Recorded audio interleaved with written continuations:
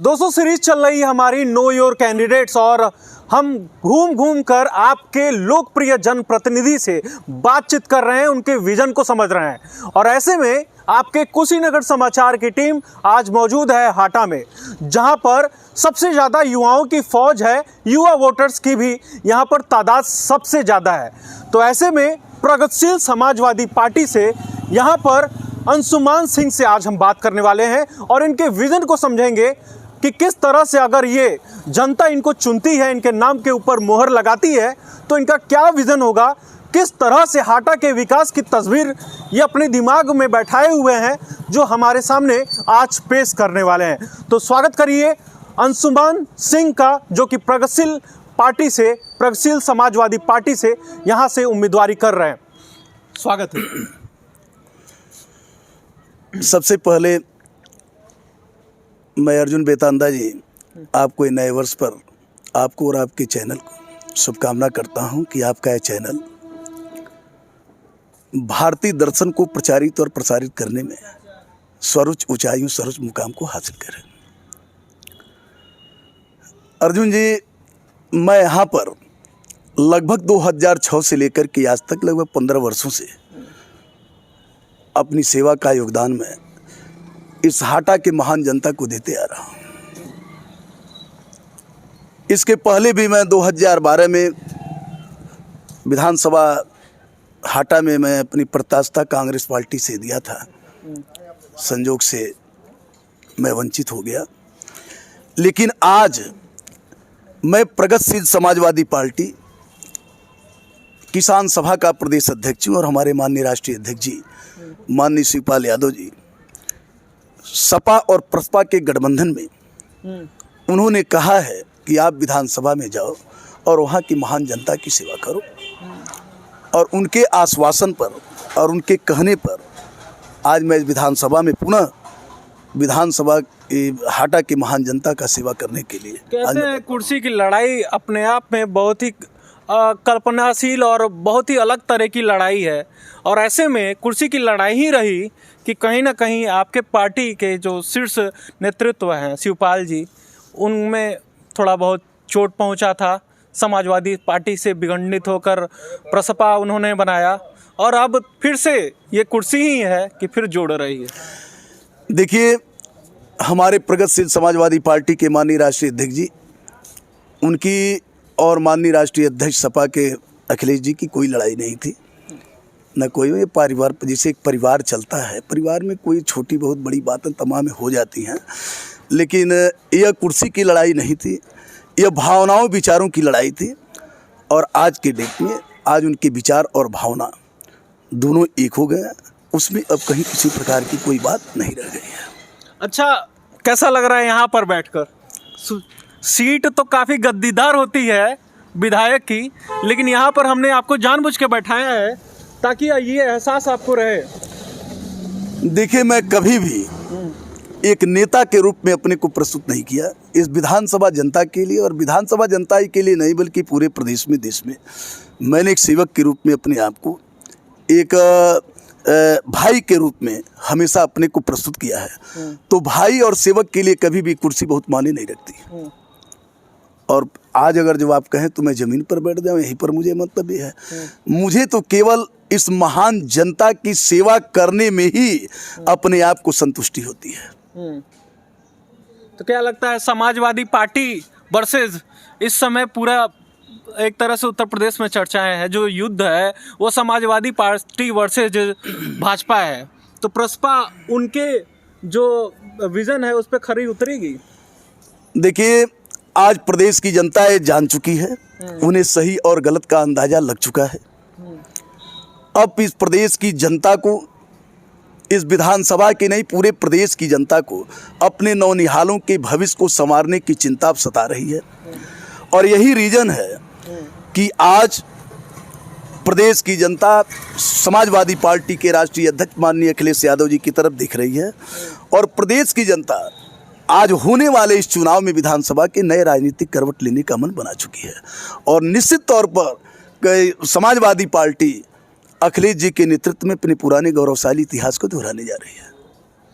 तो जब प्रसपा बना था तो वहाँ पर जो जो बातें आती थी, जो जो लाइनें कही जाती थी, वो अब सब शांत होने वाला है, खत्म होने वाला है। आप ये बताइए, हाँ।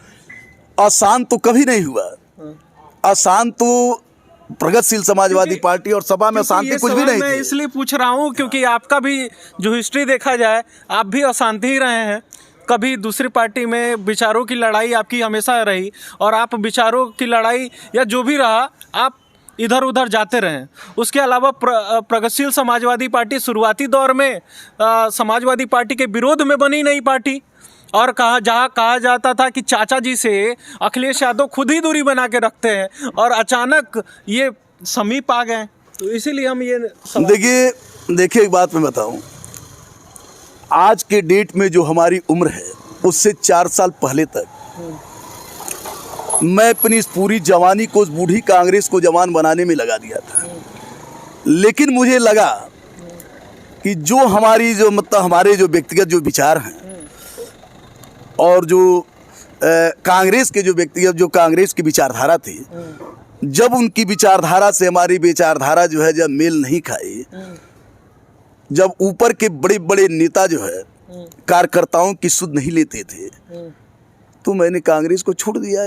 हम कभी भी कांग्रेस के बाद फिर उसके बाद प्रगतिशील समाजवादी पार्टी को मैंने इसका दामन थामा। इसलिए थामा कि हमारे माननीय राष्ट्रीय अध्यक्ष जी विशेष सांगठनिक क्षमता के धनी हैं, वचनबद्धता के धनी हैं, कार्यकर्ताओं के प्रति एक उनके सुख दुख का साथ निभाने में अप्रतिम उदाहरण है। इस पूरे देश में बहुत सारे नेता हैं, बहुत सारे नेता हैं। कोई वहाँ से लंदन से पढ़कर आया है, कोई ऑक्सफोर्ड से पढ़कर आया है, कोई अमेरिका से पढ़कर आया है, कोई कहीं से पढ़कर आया है, कोई कहीं से पढ़कर आया, तमाम लोग हैं।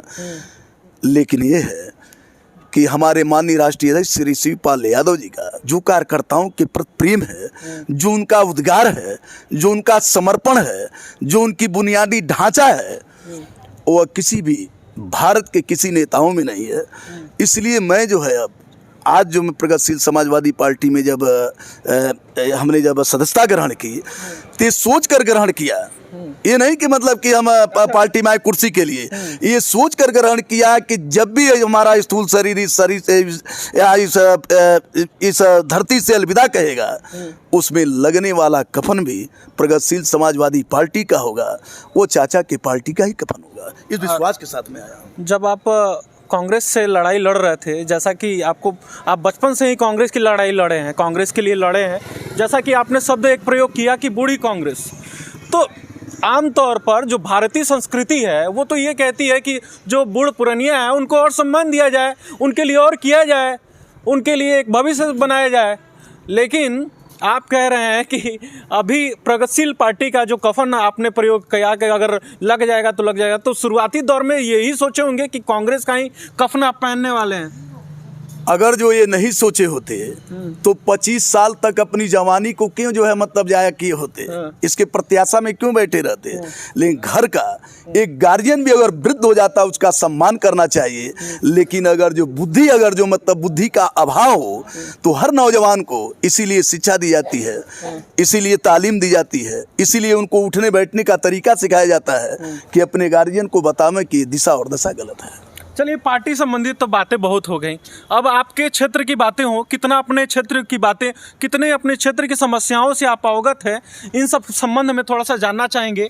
आप विजिट करते होंगे गांव में, शहरों में, लोगों से जनसंचार करते होंगे, किन मुद्दों पर इस सरकार ने कार्य नहीं किया है जिस पर तत्काल कार्य कराने की जरूरत है? देखिए, किसी भी सरकार में जब सरकार आती है तो शिक्षा, स्वास्थ्य, लड़कों के लिए, बच्चों के लिए, उनकी प्रतिभाओं को आगे बढ़ाने के लिए स्टेडियम, ये सीवर, नाला, ये सब सारी मूल समस्याएं होती हैं, शौचालय। लेकिन आज जो मैं देख रहा हूं, इस सरकार द्वारा जो कहा गया वो धरातल पर नहीं है। इन सारे जो बिंदु पर जो मैं आपसे मैं कह रहा हूं, वही विधानसभा हाटा वंचित है। और जब मैं आऊंगा तो सबसे पहले जैसे शौचालय की व्यवस्था है, शौचालय में हो गया, शौचालय तो दे रहे हैं ना घर घर। कहाँ, मैं तो पूरी विधानसभा में घूम डाला, कहीं शौचालय मैंने नहीं देखा। ओडीएफ है आपका कुशीनगर, आपका कुशीनगर जिला ओडीएफ है जी। तो यानी कि शौचालय हर गांव को मिल गए हैं, हर घर मिल गए? हर घर में। मैं तो यह तो जो है मतलब आपके माध्यम से जो है मतलब आप बता रहे हैं ना कि मतलब, लेकिन मैं हर घरों में घूम कर देख रहा हूँ, जा रहा हूँ, कहीं नहीं है शौचालय। और ये मैं दावे के साथ कह सकता हूँ। और तो ये सवाल अभी क्यों खड़े होते हैं जब चुनाव हो जाता है? आप लोग फिर विपक्ष में रहते हुए करते क्या है? देखिए, अगर जो जनता मेरे जैसे समाज सेवी को अपना स्नेह सहयोग प्यार दे करके अपना प्रतिनिधि चुनती है, अगर जो चुनी, तो इस उत्तर प्रदेश की इस विधानसभा हाटा के जन समस्याओं के समाधान की हुंकार की शंखनाद उत्तर प्रदेश के सदन में गूंजेगी। यह मेरा, मैं दिखा दूंगा कि नेता क्या होता है, जनप्रतिनिधि क्या होता है। चलिए, जब आप तो समय आ ही रहा है, लेकिन हम थोड़ा सा और जानेंगे कि यहाँ पर ज़्यादातर संख्या युवाओं की है, युवा वोटर्स की है, और इस बार बहुत सारे ऐसे वोटर्स भी होंगे जो पहली बार अपना मतदान करने वाले हैं। तो एक उम्मीदें हैं, ऑब्वियस सी बात है कि वो इंटरमीडिएट या ग्रेजुएशन पास वाले लोग होंगे। तो एक सबसे बड़ा सवाल खड़ा होता है रोजगार के मुद्दे पर। तो रोजगार के लिए आपके पास क्या ब्लूप्रिंट है? देखिए, पहले तो इस सरकार में आप ये जान लीजिए कि इस सरकार में नौजवान जो है बेरोजगारी का आलम यह है कि दिशा विहीन होकर के घूम रहा है। उनके पास जो है रोजगार नहीं है। 2 करोड़ नौजवानों को रोजगार देने वाली ये सरकार जो है 2 लाख नौजवानों को भी रोजगार नहीं दे पाई। ये सब लोग जानते हैं। और मैं सबसे पहली बात तो है कि मैं एक किसान सभा से और किसान सभा का प्रदेश अध्यक्ष भी हूँ। आप स्वयं आप जानते हैं कि अभी उत्तर प्रदेश के ये पश्चिमी पश्चिमी उत्तर प्रदेश के और तमाम अन्य राज्यों से, जैसे पंजाब है, हरियाणा है, तमाम जगहों के किसान जो है अपनी मांग को लेकर के दिल्ली के सभी दरवाजे को 14 महीने तक घेरे थे, लेकिन उनकी मांग पूरी नहीं हुई। और अंतिम में जो आपने सवाल किया कि क्यों जनप्रतिनिधि जो है चुनाव आने के पहले ही करते हैं, तो आज जब पहले तो यह था खलिस्तानी है, फलाने हैं, ढकाने हैं, 741 के किसान शहीद हो गए। लेकिन इन चुनाव के वक्त पर जो है हमारे भारत के प्रधानमंत्री, लोकप्रिय प्रधानमंत्री नरेंद्र मोदी जी, जिन्हें बहुत ही लोकप्रिय कहा जाता है, वह जनता से, भारत की देश की जनता से मुआफ़ी तलबदार होकर के, और उन्होंने कहा कि तीनों बिल मैं वापस लेता हूँ। ये तो मतलब ये है।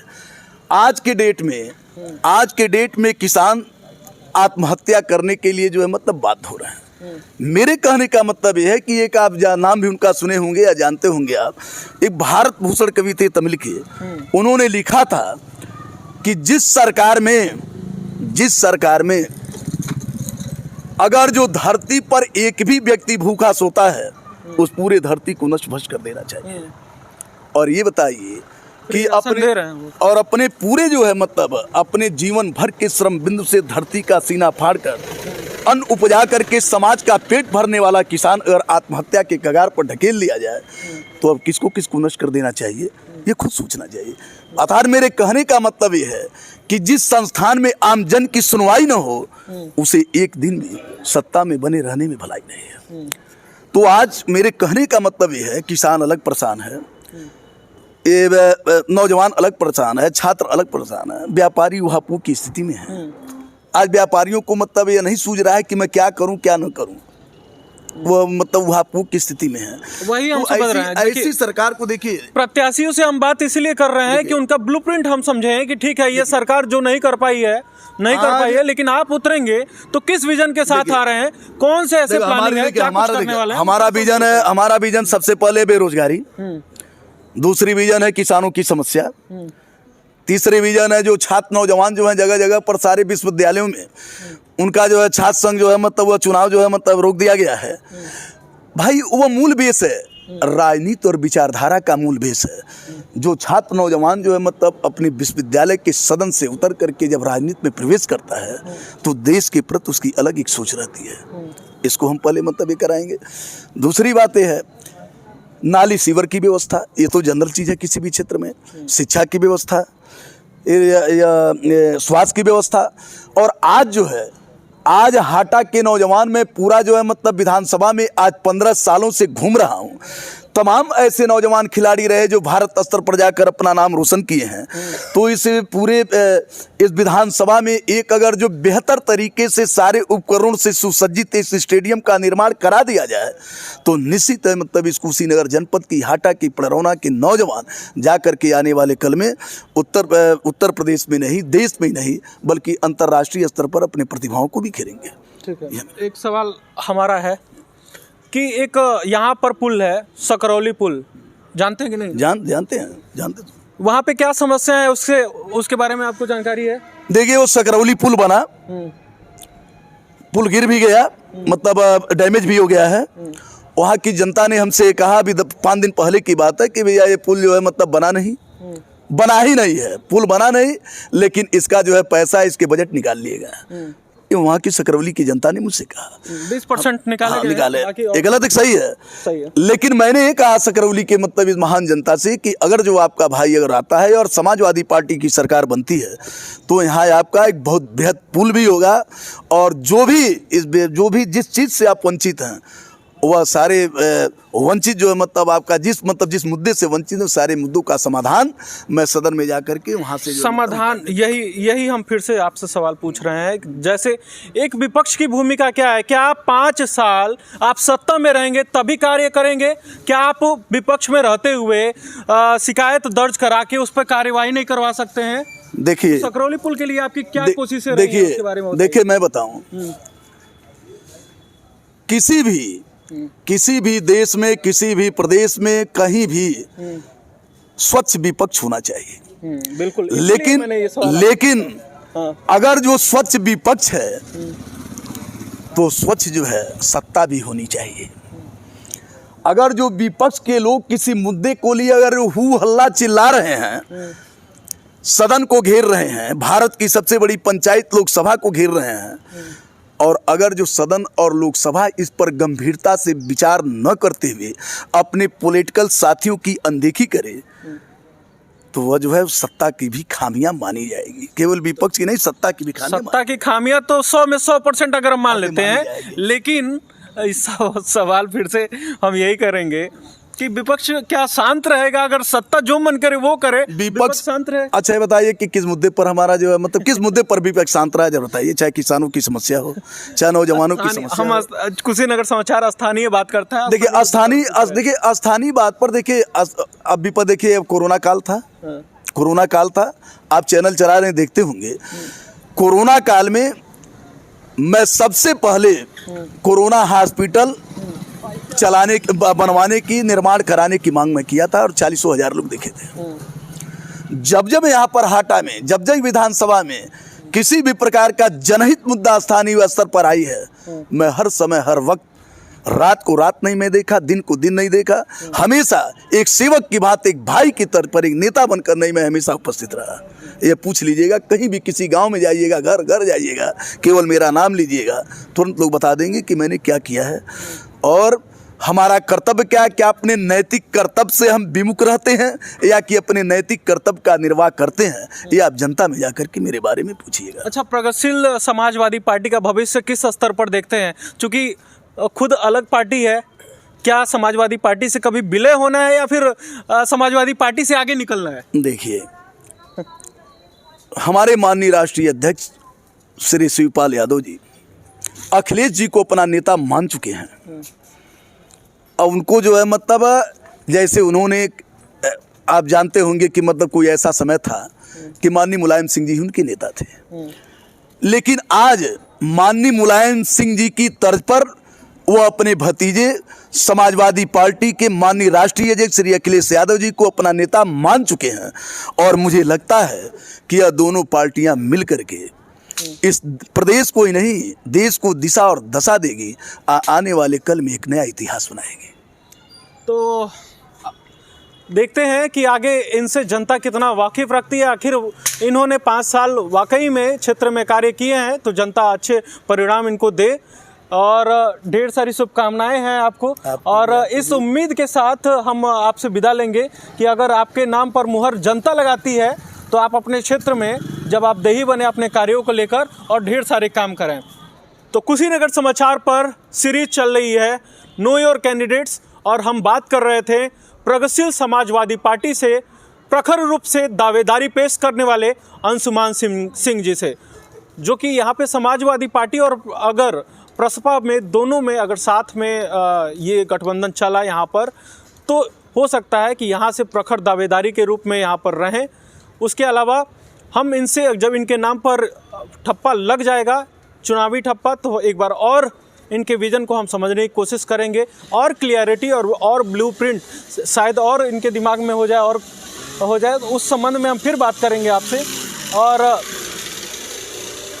आप कुशीनगर समाचार पर बने रहें, कुशीनगर समाचार को फॉलो कर लें और अपने देसी पत्रकार अर्जुन वेदांत, संदीप मिश्रा को इजाज़त दीजिए। जय हिंद।